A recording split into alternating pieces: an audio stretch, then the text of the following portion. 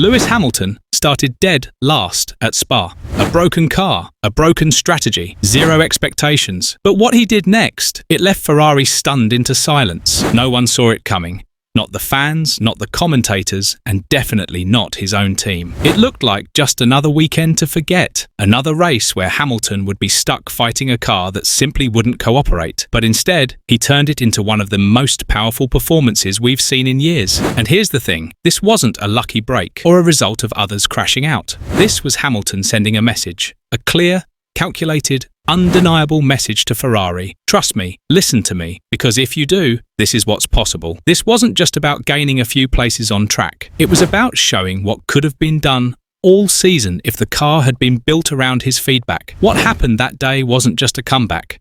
It was a warning, a statement, and it might just be the turning point that changes everything for Ferrari. Because when a 7-time world champion takes one of the worst starting positions of his career and turns it into a charge that leaves everyone speechless, you know something bigger is going on. This might just be the moment that rewrites his legacy and Ferrari's future. To understand just how incredible Hamilton's comeback was, you have to know how bad things looked before the race even started. It all began on Saturday, during qualifying, when he was knocked out in the very first session. Something that almost never happens to a driver of his caliber. From that moment, it was clear this weekend was going off the rails. He didn't just qualify poorly, he was eliminated in Q1, and things only got worse. Because of setup changes overnight, he was forced to start the race from the pit lane, meaning he wouldn't even line up on the grid. And the car? It was described by those close to the team as completely undrivable. Ferrari had installed an untested component in the suspension floor system, something they hadn't fully validated. The idea was to improve performance, but instead, it broke the car's balance completely. During practice, Hamilton had told the team again and again that something was wrong. The car was snapping mid-corner, had no grip on entry, and felt unpredictable every time he got on the throttle. But his feedback was ignored. As one source put it, the car was fundamentally broken. It wasn't just off pace, it was fighting him in every single turn. And with no real changes made before qualifying, the disaster unfolded just as he had warned. But while the team may have been slow to listen, Hamilton wasn't about to give up. After that nightmare of a qualifying session, Ferrari knew they had to act fast.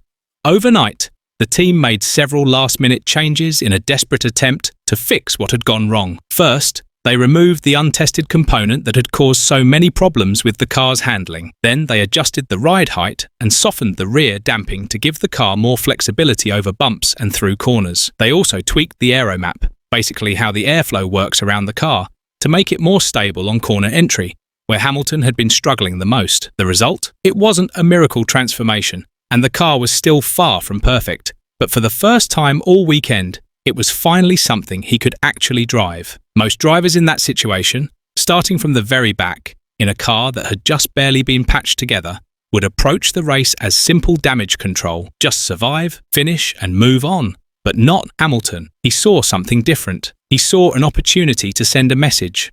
When the lights went out on race day, Hamilton didn't hesitate. From the very first lap, it was clear he had no intention of playing it safe. What followed was a masterclass in pure racing. One by one, he picked off cars in the midfield with the kind of precision that looked almost rehearsed. These weren't desperate lunges or wild gambles. Every overtake was calm, calculated, and clean. At Eau Rouge, he carried speed like few dared to. On the Kemmel Straight, he positioned himself perfectly time after time. Through Blanchimont and into the bus stop chicane, his moves were measured and efficient. There was no chaos, no unnecessary risk, just pure racecraft. And perhaps the most surprising thing? Ferrari barely said a word. The team radio, usually filled with instructions, strategy updates, and constant back and forth, was quiet. No micromanagement, no interference, just silence. According to a source close to the team, they weren't leading him, they were watching him. And honestly, who could blame them? What they were witnessing wasn't just a comeback. It was something far more powerful.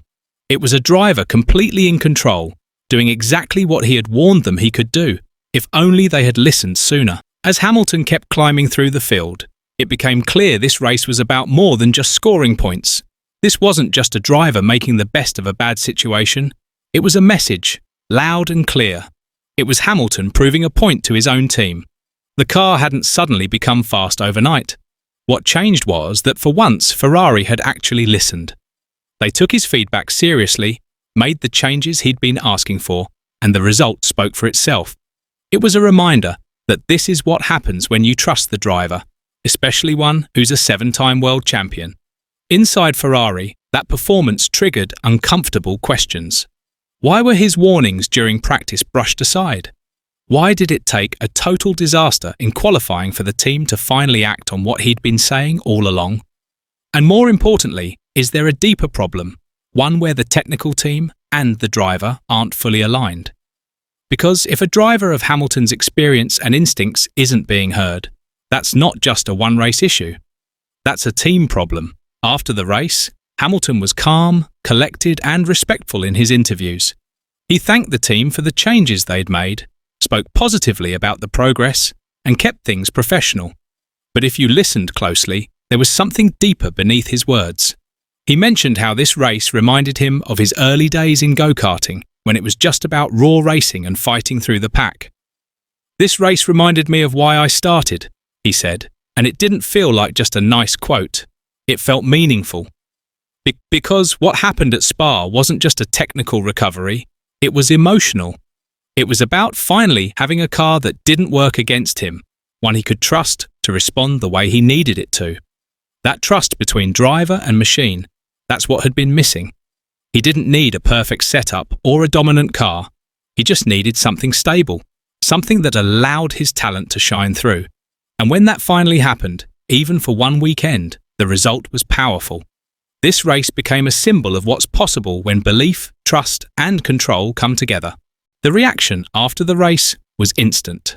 Fans from all over the world flooded social media with praise, voting Hamilton as driver of the day without hesitation. People weren't just impressed, they were inspired. Analysts called it one of the best drives of the season, not because he stood on the podium, but because of what it represented. As one comment put it, not a podium, but a power move. And that's exactly what it felt like. Into the paddock, heads turned. Other teams were watching closely, seeing that Hamilton still had every bit of fire and skill that made him a champion. Conversations around his future suddenly shifted. This wasn't a man winding down his career. This was someone very much still in the fight. And for Ferrari, it was a wake-up call. They were stunned, maybe even embarrassed, not just by how well he drove, but by what that drive revealed. When the car doesn't fight him, when they actually listen, Hamilton delivers. And now, everyone knows it. All of this leaves one big question hanging in the air. What happens next? After a drive like that, will Ferrari finally start trusting Hamilton fully, not just when things fall apart, but from the very beginning of a race weekend? Can they give him a car that's stable, race after race, not just patched together in a panic after something goes wrong? And how many more comebacks like this will it take before he's back on the top step of the podium? Because if Spa showed us anything, it's this. Lewis Hamilton is not done, not even close. So now the big question goes to you.